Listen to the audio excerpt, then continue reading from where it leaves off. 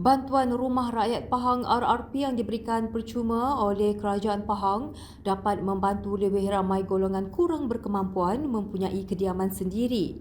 Yang terbaru adalah penyerahan RRP yang pertama di daerah Raub bagi tahun 2021 kepada penerima iaitu Puan Nur Afridawati Ahmad di Kampung Tok Macang, Raub.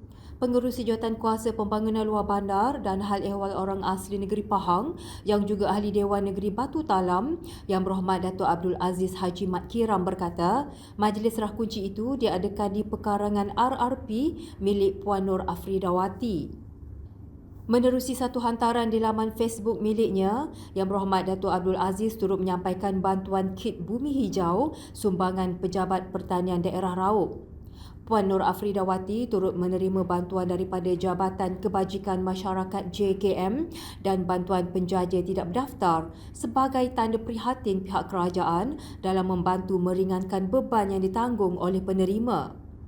Hadir sama pada majlis serah kunci itu ialah Pegawai Daerah Raub Yang Hormat Datuk Muhammad Syahid Ismail, Ketua-Ketua Jabatan Daerah Raub, Ahli-Ahli Majlis Daerah Raub MDR dan penghulu-penghulu Mukim Raub. Kerajaan Pahang terus menyalurkan bantuan kepada rakyat, khususnya penduduk yang terjejas dan memerlukan bantuan dengan pelbagai bentuk sumbangan, termasuklah bantuan rumah secara percuma kepada penerima terpilih di kawasan Dewan Negeri dan Parlimen di seluruh Pahang.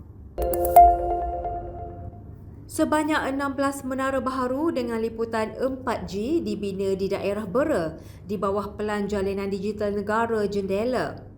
Pengerusi Jawatankuasa Kerja Raya, Pengangkutan dan Kesihatan Negeri Pahang, Yang Berhormat Datuk Seri Nurul Azali Sulaiman yang juga Ahli Dewan Negeri Guai berkata, 5 daripada menara baharu tersebut telah pun siap beroperasi sejak Jun lalu, manakala 11 lagi sedang dalam pelaksanaan.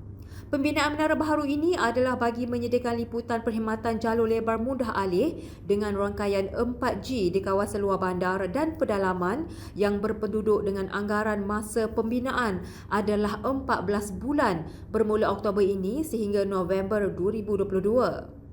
Beliau berkata demikian ketika ditemui media selepas majlis dialog isu perkhidmatan komunikasi bersama pemimpin masyarakat Dewan Negeri Guai di Dewan Orang Ramai Kampung Batu Papan di Bera.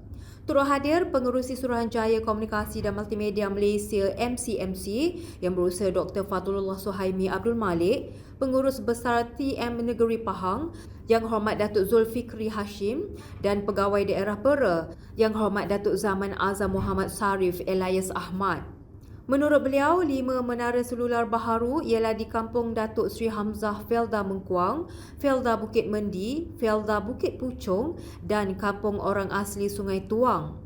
Bakinya yang sedang dalam pembinaan pula adalah di Kem Regimen 34 Artillery Bera, Felda Sebertak, Felda Bera Selatan 2, Bukit Hulu Kekura, Ladang Pelanting Jernih, Bandar Kerayong, Felda Teriang Selatan 1, Kampung Mengkarak, Kampung Kiambang, Kampung Bukit Rok dan Jalan Felda Bukit Mendi Kemayan. Tambah beliau lagi, sebanyak 57 stesen pemancar BTS di daerah Bera akan dinaik taraf daripada liputan 2G dan 3G kepada 4G iaitu tumpuan kepada kawasan penempatan luar bandar dan pedalaman serta kampung tradisional.